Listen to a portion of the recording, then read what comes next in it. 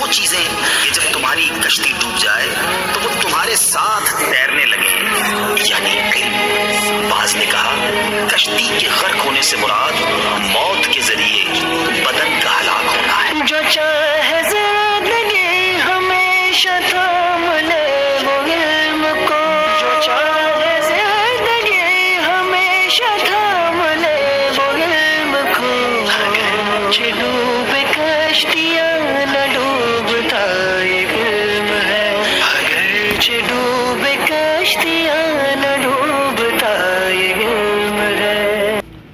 بسم اللہ الرحمن الرحیم۔ الصلاۃ والسلام علیک یا رسول اللہ، الصلاۃ والسلام علیک یا نبی اللہ،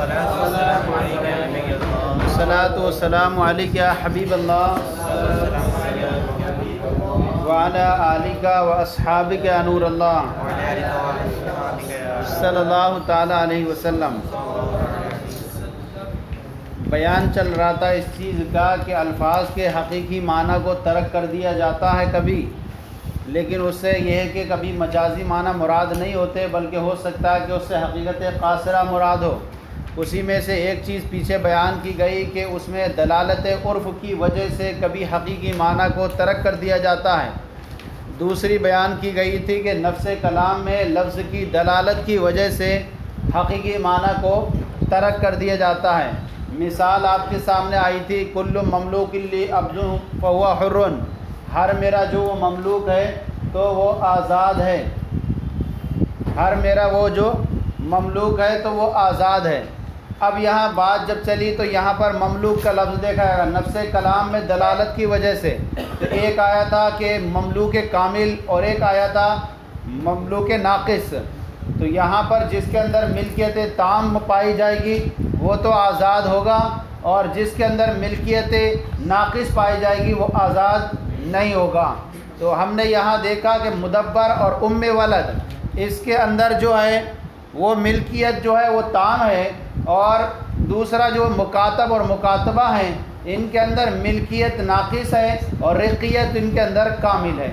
رقیت کے کامل ہونے کی علامت ان کے اندر یہ ہے کہ ان کی آزادی یقینی نہیں ہے، انہوں نے اپنے آقا سے کتابت کر لی ہے لیکن ہو سکتا ہے یہ بدل کتابت ادا کرنے سے عاجز رہ جائیں۔ اور مدبر اور ام ولد کی اندر ملکیت تام ہے، رقیت ناقص ہے۔ رقیت کے ناقص ہونے کی وجہ یہ ہے، علامت یہ ہے کہ ان کی آزادی یقینی ہے کہ آقا کے مرنے کے بعد یا ام ولد بچہ پیدا ہونے کے بعد وہ آزاد ہو جائے گی۔ اب یہاں پر آپ دیکھیں کہ یہاں پر آزاد وہ والا غلام ہوگا جو مدبر یا ام ولد ہو، اور یہ والا آزاد نہیں ہوگا مکاتب وغیرہ۔ اسی کے اندر پھر ایک مسئلہ یہ آیا کہ اگر مکاتب جو ہے کہ مالک بن گئی آقا کی لڑکی، اور پھر آقا جو ہے آقا کی جو لڑکی تھی وہ وارث ہوئی آقا کے مرنے کے بعد مکاتب کی، اب شادی کر لی تھی ان نے، تو شادی کرنے کی وجہ سے وہ اس کو ساری جب مالکیت ملی ساری، تو اس کی ملکیت میں یہ مکاتب غلام بھی آیا۔ اب مکاتب غلام بھی آیا تو کیا یہ لڑکی کا نکاح اس سے فاسد ہوگا کہ نہیں ہوگا؟ حالانکہ یہ ہے کہ جب زوجین میں سے کوئی کسی کا مالک ہو جاتا ہے تو وہاں نکاح فاسد ہو جاتا ہے، لیکن یہاں پر جو ہے وہ نکاح فاسد نہیں ہوگا۔ فاسد نہ ہونے کی وجہ یہ ہے کہ مملوک کا جو پورا لفظ ہے وہ اس پر برابر برابر صادق نہیں آیا۔ جب برابر برابر صادق نہیں آیا تو یہ اس کی مالک نہیں ہوئی، مالک نہیں ہوئی، لہذا یہ کیا ہے، اس کی نکاح فاسد نہیں ہوگا۔ ہاں ایسی صورت کہ وہ اس کے پاس ہے جب تک تب تک تو مملوک ناقص ہے، لیکن ایسا ایک وقت آیا کہ وہ دینے سے عاجز ہو گیا اور پورا اس کا خالص غلام بن گیا، میں دے نہیں سکتا، اب وہ جو ہے اس کا غلام بن گیا، تو اب یہاں نکاح کیا ہو جائے گا، فاسد ہو جائے گا۔ فرماتے ہیں وَلَوْ تَزَوَّجَ الْمُكَاتَبُ بنت مولاہ، اور اگر مکاتب کی مکاتب بنت مولاہ، اور اگر مکاتب نے شادی کی اپنے مولا کی لڑکی سے، ثم مات المولا، پھر مولا مر گیا، فی ورثتی و ورثۃ البنت، اور بن لڑکی اس کی وارث ہوئی، لم یفسد النکاح، تو نکاح فاسد نہیں ہوگا۔ اور اگر مکاتب من کل وجہ مملوک ہو جائے لفسد النکاح، تو پھر کیا ہو جائے گا، نکاح کیونکہ زوجین میں سے جب کوئی دوسرے کا مالک ہو جاتا ہے تو نکاح فاسد ہو جاتا ہے۔ وہ کہہ رہے ہیں وَإِذَا لَمْ يَكُنْ مَمْلُوكًا مِنْ كُلِّ وَجْهٍ، اور جب یہ جو ہے مکاتب من کل وجہ مملوک نہیں ہے، لا يدخل تحت لفظ المطلق المملوک مملوک المطلق، تو یہ مطلق مملوک کے لفظ کے تحت بھی داخل نہیں ہوگا۔ کہہ رہے ہیں وَهَذَا بِخِلَافِ الْمُدَبَّرِ وَأُمِّ وَلَد، اور یہ مکاتب اور وہ جس کا بعض حصہ آزاد کر دیا گیا وہ لفظ مملوک کے تحت داخل نہیں ہوگا، اور برخلاف مدبر اور ام ولد کے۔ فَإِنَّ الْمِلْكَ فِيهِمَا كَامِلٌ، کیونکہ ملکیت ان دونوں کے اندر کیا ہے؟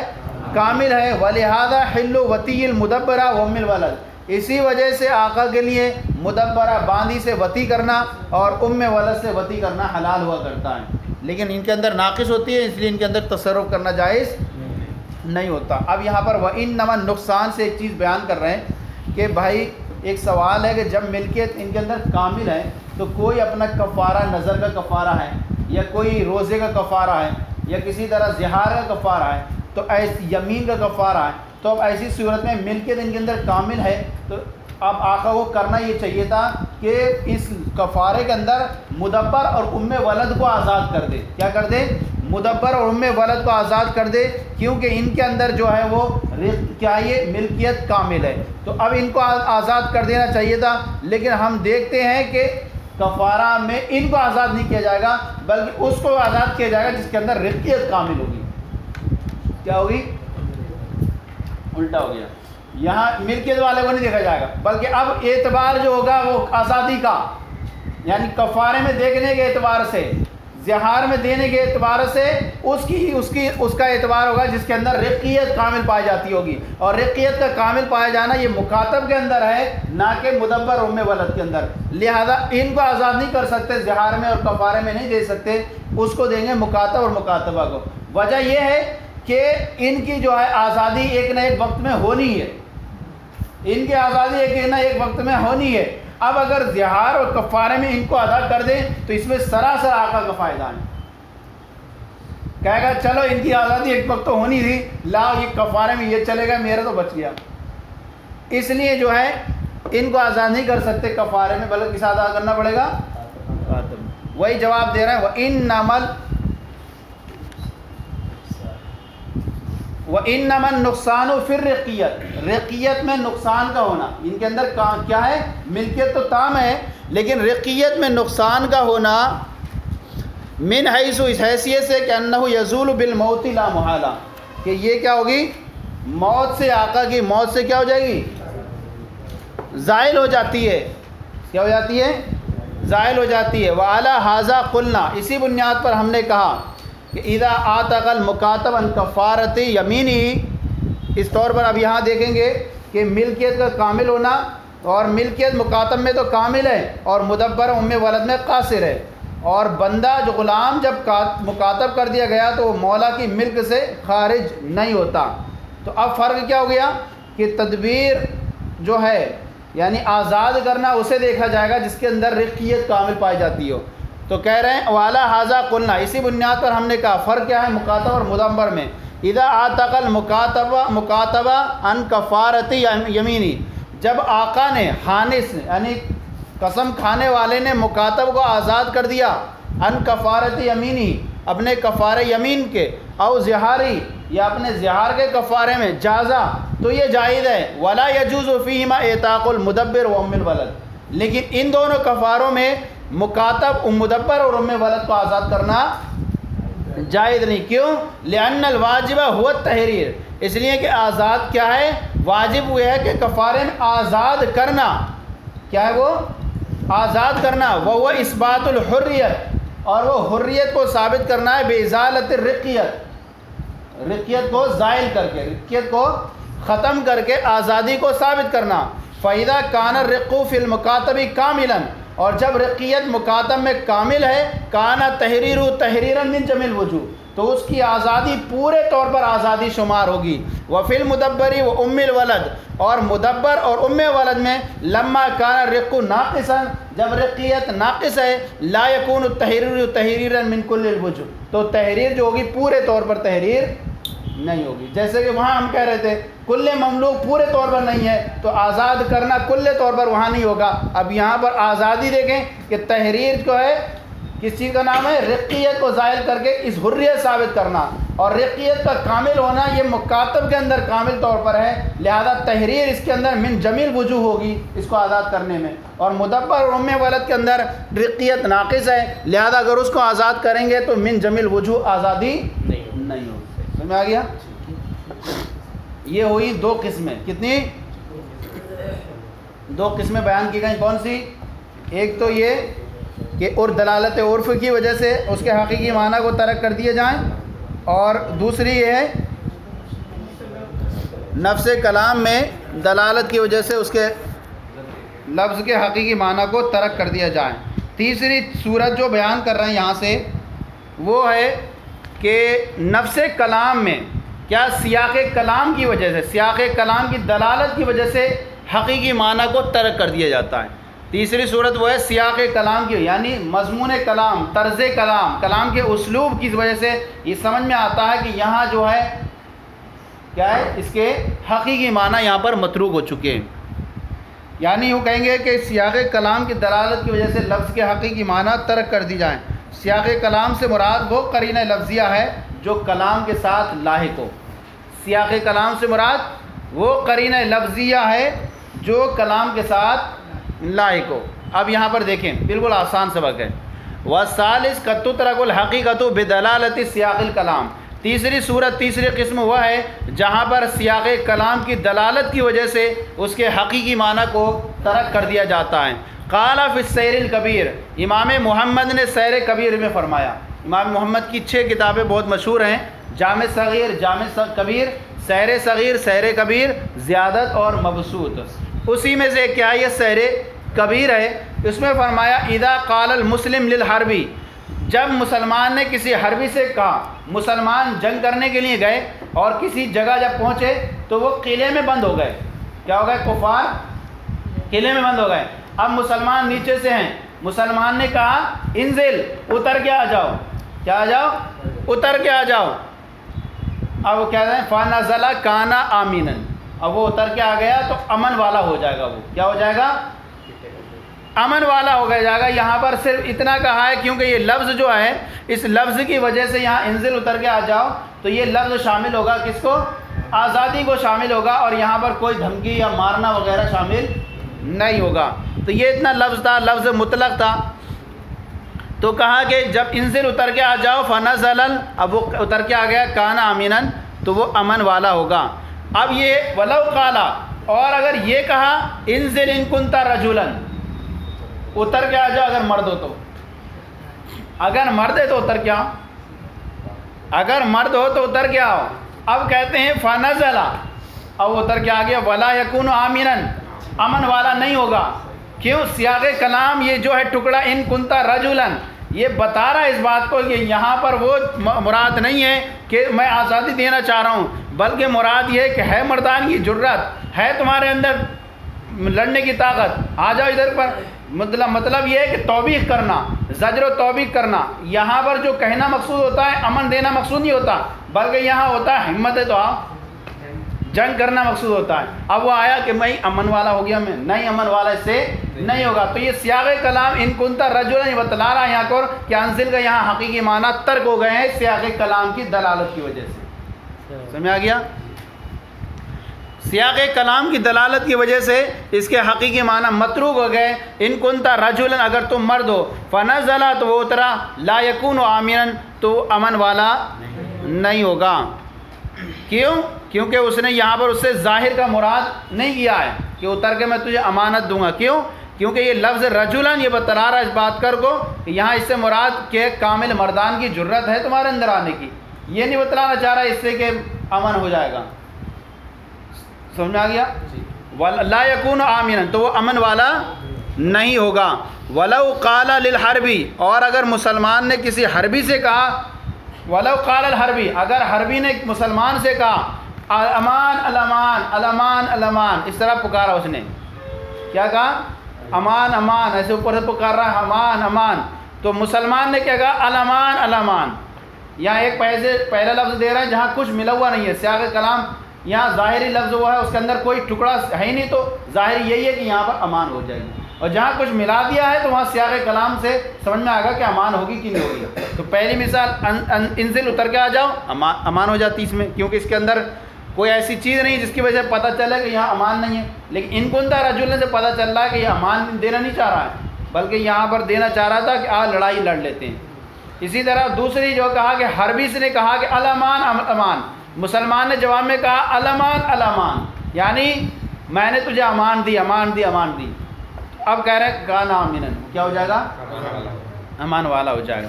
ولو قال الامان ستعلم، لیکن جواب میں مسلمان نے کیا کہا؟ الامان، امان یعنی امان، ان قریب تم جان لو گے ما تلقا غدن، جو تمہیں ملنے والی ہے کل۔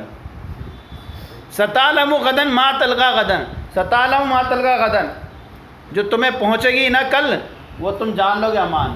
یہ جو لفظ ہے کون سا؟ ستعلم ما تلقا غدن، یہ سیاق کلام کی وجہ سے یہاں الامان کا جو معنی تھا حقیقی وہ یہاں پر ترک ہو گیا ہے، اور کیا ہے کہ امان نہیں دے رہا ہوں، کل تمہیں پتہ چل جائے گا، چھکے چھوٹ جائیں گے تمہارے، یعنی ہم سے جو لڑائی ہوگی تو پتہ چل جائے گا کہ کس کو امان ہے۔ تو یہاں پر جو ہے ستعلم ما تلقا غدن، یہ سیاق کلام کی وجہ سے امان کے جو حقیقی معنی ہوتے تھے وہ ختم ہو چکے ہیں۔ ولا تاجل، جلدی نہ کرو، حتی ترا، یہاں تک کہ تم دیکھ لو گے، یہ پورا ٹکڑا ہی ہے۔ تو یہاں ستعلم ما تلقا غدن ولا تاجل حتی ترا، جلدی نہ کرو یہاں تک کہ تم کل دیکھ لو گے اس کو۔ فنزل، پھر وہ اتر آیا، لا یکون آمنا، تو امن والا نہیں ہوگا۔ تو یہاں آپ نے دیکھا اس ساری مثالوں کے اندر کہ جہاں لفظ کے اندر اگر کچھ ملا ہوا نہیں ہے، کوئی چیز آلہ سے ٹکڑا، تو وہاں لفظ کا حقیقی معنی تو استعمال ہے ہی، کہ وہاں پر جب کیونکہ مطلق جب بولا جاتا ہے تو فرد کامل پر بولا جاتا ہے، انزل جواب میں آ رہا ہے تو اتر آؤ، امان والا ہو جاؤ گے۔ لیکن جب اس کے ساتھ اس نے کوئی ٹکڑا ملا دیا تو وہ ٹکڑا دلالت کر رہا ہے کہ اس کا حقیقی معنی یہاں ترک ہو چکا ہے، اب وہ معنی مراد نہیں ہے جو پہلے ہوتا تھا۔ اسی طرح ایک مثال یہاں پیش کر رہے ہیں، وَلَوْ قَالَ اشْتَرْ لِي جَارِيَةً حَتَّى جَارِيَةً لِتَخْدِمَنِي، کسی نے موکل نے کسی کو وکیل بنایا، اور وکیل بنانے کے بعد کہا کہ تو میرے لیے ایک باندھی خرید کے لا، کیا لائیں؟ لِتَخْدِمَنِي، تاکہ وہ میری خدمت کرے۔ یہ باندھی خریدنا یہ تھا، لیکن لِتَخْدِمَنِی یہ سیاق کلام ہو گیا، یہ حقیقی معنی تھا باندھی کوئی سے خرید لاتا، لیکن لفظ میں اس نے کیا بڑھا دیا؟ لِتَخْدِمَنِی، تاکہ وہ میری خدمت کرے۔ اب اس نے فَاشْتَرَى الْعَمْيَا، اس نے کون سی خرید لی؟ اندھی خرید لی۔ اب الشَّلَّا، یا لولی کیا ہے؟ ہاں بے، یعنی مجبور، بے کیا ہو گئی؟ آدھا سے جو ہے بالکل بے بس، جو چل نہیں سکتی تھی، معذور۔ تو اس نے کون سی خرید لی؟ اندھی خرید لی یا جو ہے معذور خرید لی۔ کہہ رہے ہیں لا یجوز، تو یہ جائز نہیں ہے، اور سارا جو پیسہ ڈوبے گا وہ کس کا ڈوبے گا؟ وکیل کا ڈوبے گا، موکل کا نہیں ڈوبے گا۔ موکل میں نے حکم دیا ہے اس چیز کا ان کو لانے کے لیے، اب ان کو کیا کرنا تھا؟ تقدیمانی سمجھ کے کون سی لانا چاہیے تھا؟ صحیح لانا چاہیے تھا، معذور نہیں لانا چاہیے تھا۔ یہ لے کر آئے معذور اور لائے بالکل اندھی، تو یہ کیا خدمت کرے گی؟ اس کی تو خود خدمت کرنا پڑے گی، یہ اس کی خود خدمت کرنا پڑے گی۔ تو یہ لفظ جو تھا لِتَخْدِمَنِی ہے، اس کے جاریہ کے اندر جو معنی پائے جا رہے تھے کوئی سے بھی لا سکتا تھا، لیکن یہاں لِتَخْدِمَنِی نے وہ جاریہ کے وہ معنی ختم کر دیے جو سب کو شامل تھے، لہذا اب جو اس نے لایا اس وجہ سے کیا ہو جائیں گے؟ سارا پیسہ ان وکیل کے اوپر آئے گا، موکل اس سے کیا ہوگا؟ بری ہو جائے گا۔ سمجھ آیا نہیں؟ قال اشتر لی جاریۃ، اگر یہ کہا کہ میرے لیے باندھی خرید لاؤ تاکہ وہ میری خدمت کرے، فاشترى العمیا، تو مامور نے جو ہے وکیل نے اندھی خرید لی یا معذور خرید لی، لا یجوز، تو جائز نہیں ہے۔ اسی طرح ولو قال اشتر لی جاریۃ، اسی طرح یہ کہا کہ اگر میرے لیے باندھی خرید لاؤ، حتی اتاہا، تاکہ میں اس سے بتی کر سکوں، تاکہ میں اس سے باندھی کہا تھا تو شامل تھی، کوئی سی بھی خرید لاؤ، چاہے میری رضائی بہن ہے، چاہے کوئی سی بھی، سب لیا ہے، صحیح تھا نا، اس میں سب شامل تھی، لیکن لفظ حتی اتاہا، تاکہ میں اس سے وتی کر سکوں، یہ لفظ اس نے بڑھا دیا، سیاق کلام کی وجہ سے دلالت ہو گئی کہ خرید کے وہ لانے ہیں جو میرے محرمات میں شامل نہ ہوتی ہو۔ کیا ہے؟ میرے محرمات میں شامل نہ ہوتی ہو، کیونکہ حتی اتاہا یہ بتا رہا ہے کہ ان کو لانا ہے جن سے میں وتی کر سکوں۔ جن سے میں اب اس کے بعد انہوں نے فشترا اختہ من الرضا، اس نے اس کی رضائی بہن خرید لی، لا یکون عن الموکل، تو کیا ہوگا؟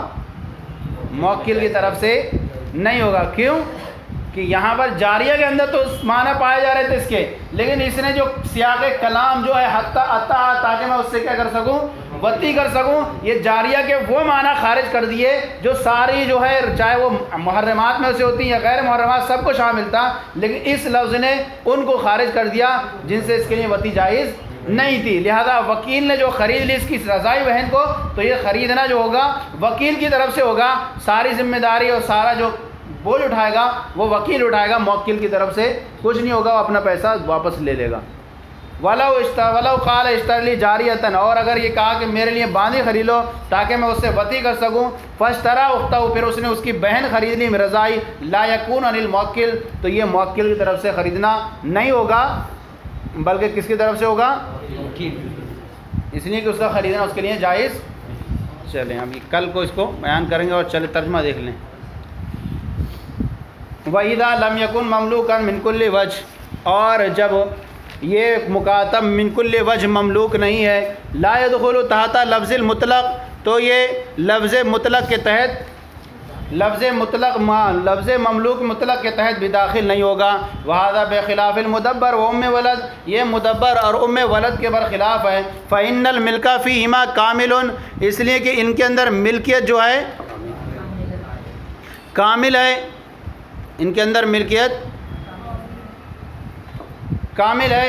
وَلِهَذَا حِلُّ الْوَطِيِّ الْمُدَبِّرَ وَأُمِّ الْوَلَدِ، اسی وجہ سے مولا کے لیے مدبرہ سے اور ام ولد سے وطی کرنا حلال ہوگا۔ وَإِنَّمَا النُّقْصَانُ، یہاں سے اعتراض جو تھا بتایا تھا، نقصان کا جو ان کے اندر ملکیت کامل ہے تو ان کو آزاد کر دینا چاہیے، تو کہہ رہے وَإِنَّمَا النُّقْصَانُ فِي الرِّقِّيَّةِ، اور رقیت کے اندر جو کمی ہے من حیث، اس حیثیت سے کہ انه یزول بالموت، کہ یہ موت سے کیا ہو جائے گی؟ رقیت ان کی زائل ہو جائے گی۔ وعلی ھذا قلنا، اسی بنیاد پر ہم نے کہا کہ جب مکاتب کو، جب حانج قسم کھانے والے نے مکاتب کو آزاد کیا اپنے کفارہ یمین میں یا کفارہ ظہار میں، تو یہ جائز ہے۔ ولا یجوز فیہما اعتاق المدبر و ام الولد، لیکن ان دونوں میں مدبر اور ام ولد کو آزاد کرنا جائز نہیں ہے۔ لأن الواجب هو التحریر، اس لیے کہ واجب وہ آزاد کرنا ہے، وہ اثبات الحریت، اور وہ حریت کو ثابت کرنا ہے، بازالۃ الرق، رقیت کو زائل کر کے۔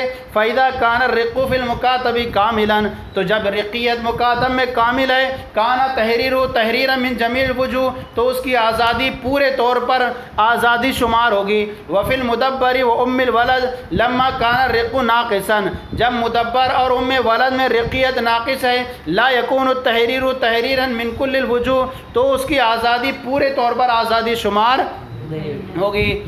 والثالث قد تترك الحقیقت بدلالت سیاق الکلام، تیسری قسم وہ ہے کہ جہاں پر سیاق کلام کی دلالت کی وجہ سے حقیقی معنی کو ترک کر دیا جاتا ہے۔ قال فی السیر الکبیر، امام محمد نے سیر کبیر میں فرمایا، اذا قال المسلم للحربی، جب مسلمان نے کسی حربی سے کہا انزل اتر آؤ، فنزل کان عاملا، تو وہ اتر آیا تو وہ امن والا ہوگا۔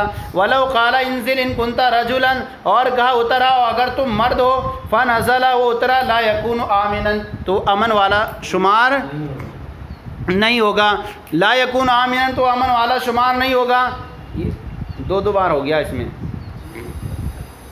ولو قال الحربی، اور اگر حربی نے کہا الامان الامان، تو مسلمان نے جواب میں کہا الامان الامان، کان آمنا، تو وہ امن والا ہوگا۔ ولو قال الامان، اور اگر مسلمان نے جواب میں کہا امان ستعلم ما تلقى غدا، امان ان قریب تم کل جان لو گے اور تم جلدی نہ کرو یہاں تک کہ تم دیکھ لو۔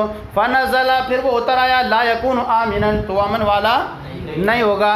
ولو قال، ایک مرد نے دوسرے سے کہا اشتر لی جاریتن، میرے لیے ایک باندھی خرید لو تاکہ میں اسے خدمت لوں، تاکہ وہ میری خدمت کرے۔ فاشترى العمياء او الشلہ، تو اس نے جو ہے اندھی یا معذور خریدی، لا یکون، لا یجوز، تو وہ جائز نہیں ہوگی۔ ولو قال اشتر لی جاریتن، اور اگر یہ کہا کہ میرے لیے ایسی باندھی خرید لو تاکہ میں اس سے وطی کر سکوں، فاشترى اخته من الرضا، تو اس نے پھر اس کی رضائی بہن خرید لی، لا یکون عن الموکل، تو یہ موکل کی طرف سے خریدنا نہیں ہوگا۔